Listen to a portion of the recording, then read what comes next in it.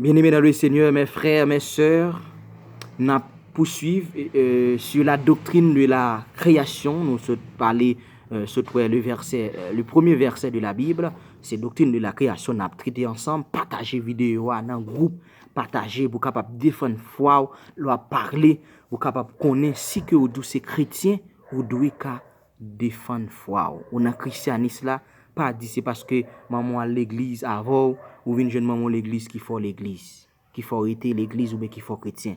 Ou supposé sonder les écritures parce que je ne dis à important pour que nous capables de sonder la parole parce que ces paroles ça cap rendre nous libres. C'est la vérité cap affranchir nous capable faire nous libres.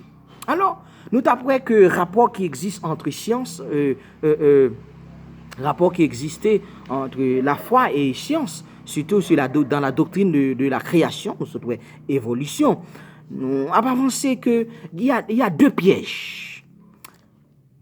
Quel que soit les thèmes abordés, il y a deux pièges à éviter dans le rapport foi et science. Dans le rapport foi et science, il y a deux pièges à éviter, mes frères, mes sœurs.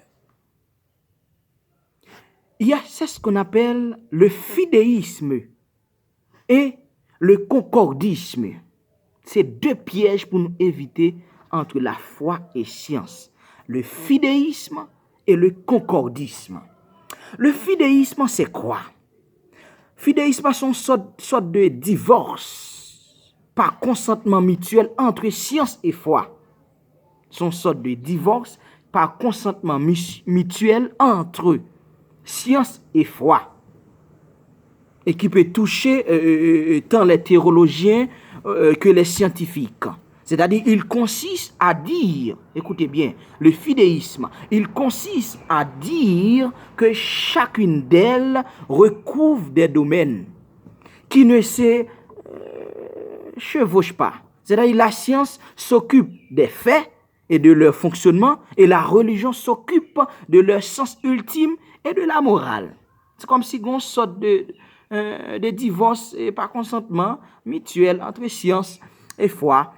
La science lui-même lui occupe de les faits, et puis de fonctionnement tout, et après religion lui-même, et la religion lui occupe de sens ultime et de la morale. C'est ce qu'on appelle le fidéisme. Mais qui risque qui gagne dans ça, le fidéisme? Quels sont les risques? Séparer la foi biblique de la raison, des faits attestés, que ce soit dans le domaine de la biologie, de la paléontologie ou de l'archéologie. C'est risque là ça. Séparer, mais risque qui gagne dans le fidéisme, c'est séparer la foi de la raison, des faits attestés, que ce soit dans le domaine de la biologie, ou bien archéologie, ou bien paléontologie.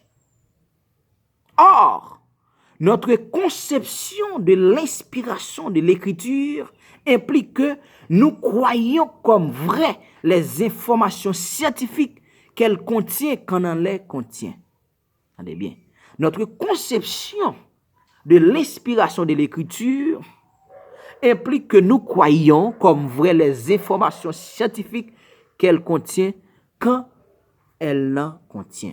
Parce qu'il y a des informations que la Bible baille et c'est juste après la science va le découvrir, c'était vrai.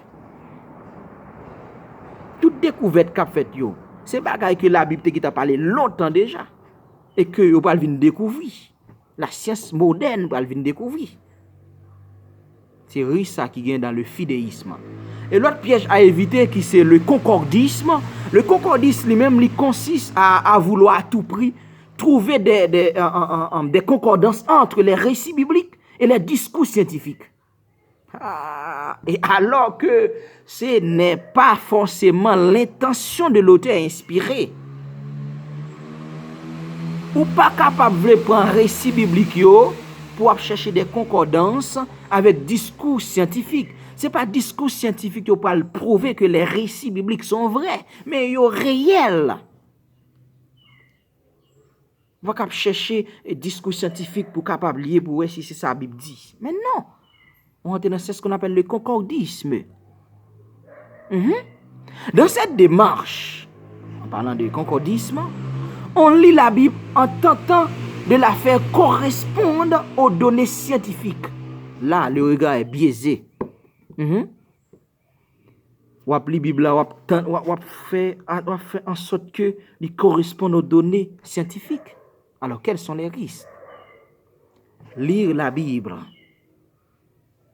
à travers le filtre des théories scientifiques et plaquer celles-ci sur les textes inspirés.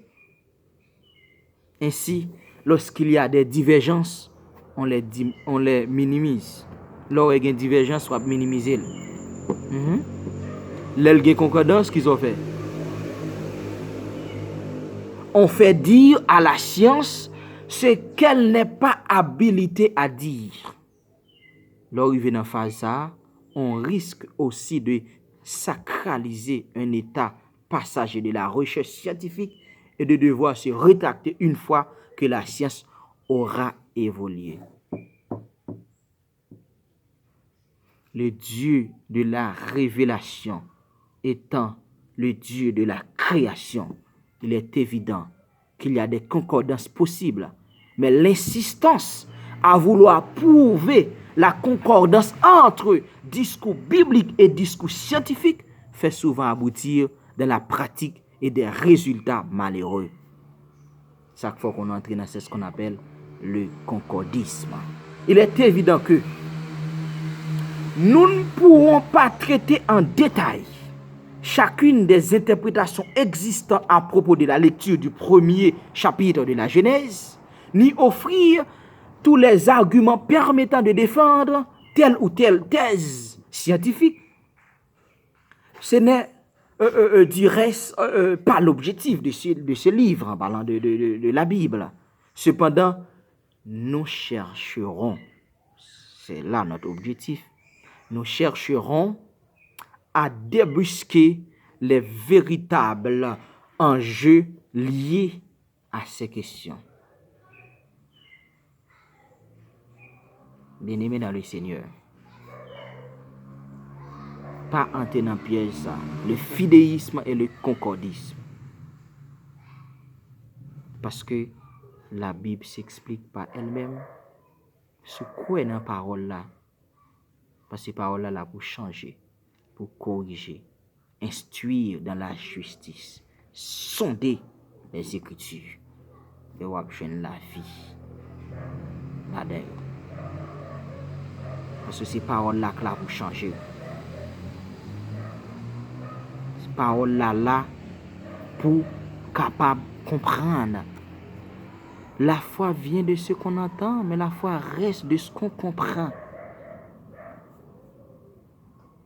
Nous souhaitons que bon Dieu bat nous intelligence, bat nous humilité.